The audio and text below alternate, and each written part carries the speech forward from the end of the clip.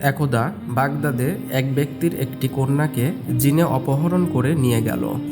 লোকটি স্বীয় কন্যাকে উদ্ধারের কোনো পথ খুঁজে না পেয়ে হজরত বরপীর রহমাতুল্লাহ আলাইহের শরণাপন্ন হন।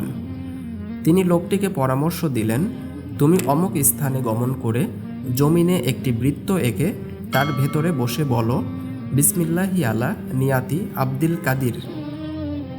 লোকটি যথাস্থানে গমন করে বরপীর রহমাতুল্লাহ আলাইহের নির্দেশ অনুযায়ী আমল করল।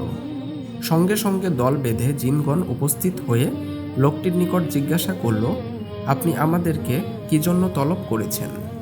লোকটি তখন তার হারানো কন্যার ব্যাপারটি তাদের নিকট ব্যক্ত করল।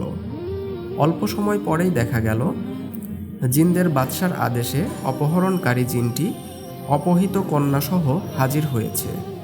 বাদশা তখন কন্যাটিকে তার পিতার নিকট ফিরিয়ে দিয়ে উক্ত জিনটিকে হত্যা করে ফেলল। এ দৃশ্য দেখার পর লোকটি জিনদের বাদশার নিকট জিজ্ঞাসা করল যে, আপনারা কি কারণে এইভাবে বরপীর রহমাতুল্লাহ আলাইহের নির্দেশ মান্য করে চলেন?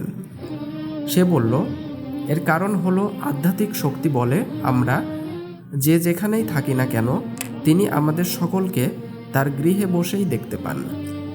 তার দৃষ্টির আড়ালে যাবার সাধ্য আমাদের কারণ নেই। এজন্য আমরা তাকে অত্যন্ত ভয় শ্রদ্ধা করি এবং মান্য করে চলি।